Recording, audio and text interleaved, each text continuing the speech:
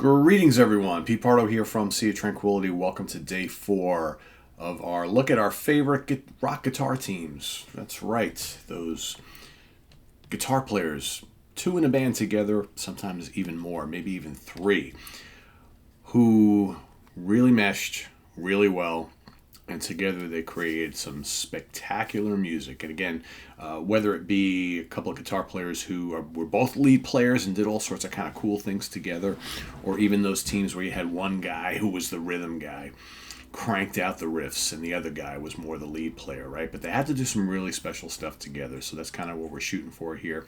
We've got 31 days in October. We're going to cover my 31 favorite guitar teams and yours as well. So each and every day down in the comments, please list your pick for the day, as well as if you want to comment on my pick. So this one here, these two guys, both spectacular players, may not be as prolific in the stuff that they did together as other teams we're going to talk about. But, the more I look at this little stack of CDs I have here, the more I'm thinking, well, that may not really be the case. Maybe they're not household names like a Tipton and Downing, or a, Keith Richards and Mick Taylor, or, whoever else we've already covered and will be covering. But I think if you're a serious rock fan of the 70s, once you hear these two guys' names, you'll be like, oh yeah, those two guys.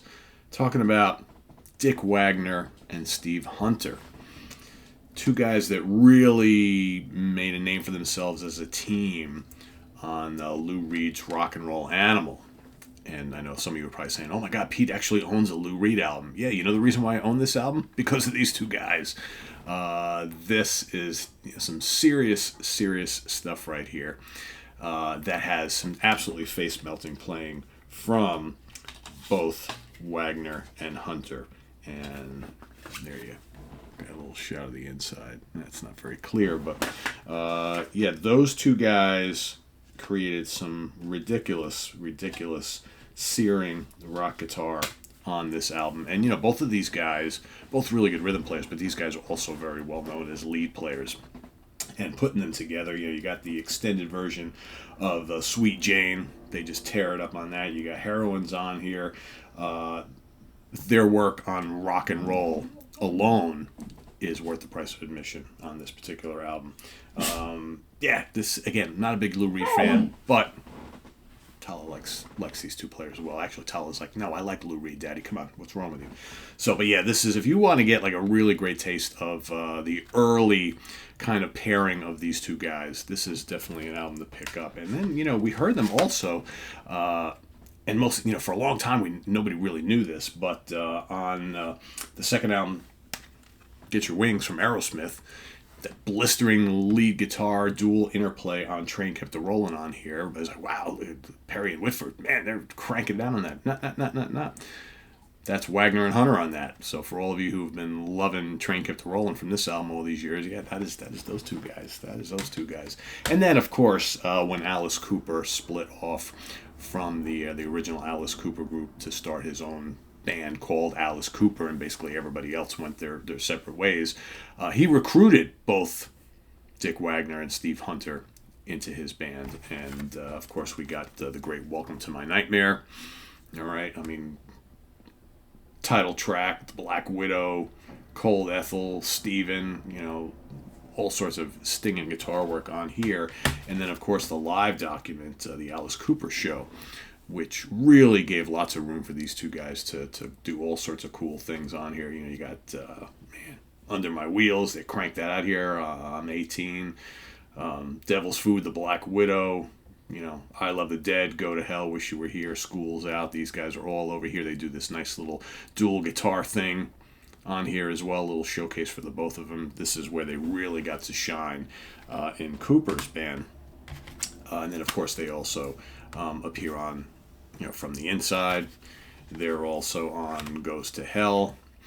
Maybe not as prominent on these albums, Lace and Whiskey. These are solid Alice Cooper records, but I don't think that Hunter and Wagner, have as much to do on these as, those the live album and Nightmare. But still, you get to hear plenty of their playing together. And unfortunately, by the time the 70s, kind of finished up. That really was the end of these two guys working together exclusively, and both really unique players, because I think Steve Hunter came more from a blues background. In fact, he's done lots of like kind of blues albums in years since, especially more recently.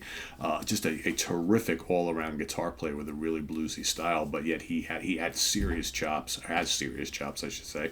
And then Dick Wagner was more of a straight-up rock and roll guy. He comes from like the psychedelic era, and while he could play blues too, he was a fierce rock and hard rock player. That was kind of his forte. So they work really, really well together.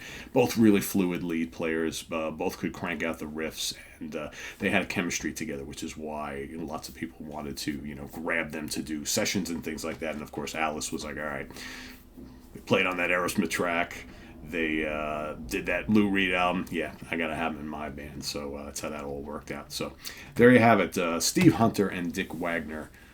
That's my pick for a guitar team today. So let us know what you think of these two dynamic forces in rock and roll guitar, as well as your pick for day 4 here. And visit us on the web at www.seaoftranquility.org. We're on Facebook.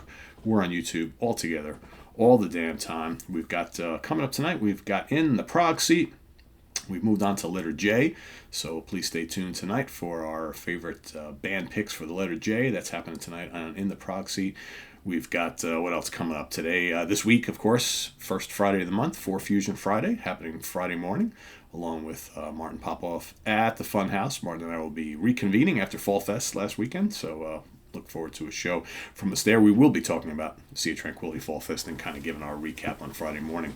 So that's coming up then, and we also have the Monsters Den happening this Thursday. The theme of the Monsters Den this week will be films we like to watch during October, which is been labeled Halloween season. So those films that we like to kind of pull out and watch every single year right around Halloween time, and maybe things we like to do during the Halloween season to get us ready for that big day, Halloween, All Hallows Eve. So do we like going to there's certain things that we do to get ready to go to Halloween, decorate the house, go to like haunted house things, whatever. This, for some of us who are into this sort of thing, October is like a special month. So that's all coming up Thursday night on the Monsters Den. Until then, I am Pete Pardo. Please subscribe if you haven't already, and click on that notification bell. We've also got the links below to our Ko-Fi page for channel donations and our merch page, where you can get all sorts of cool Sea of Tranquility stuff. We got a brand new design, the Serpent. I'm calling it the Serpent design, the SOT Serpent, the snake, whatever you want to call it. It's a gorgeous shirt. I wore it on a couple shows yesterday, so go check that out. And we'll see you tomorrow morning with another rock guitar team. So till then, I'm Pete Pardo. Take care. Bye-bye.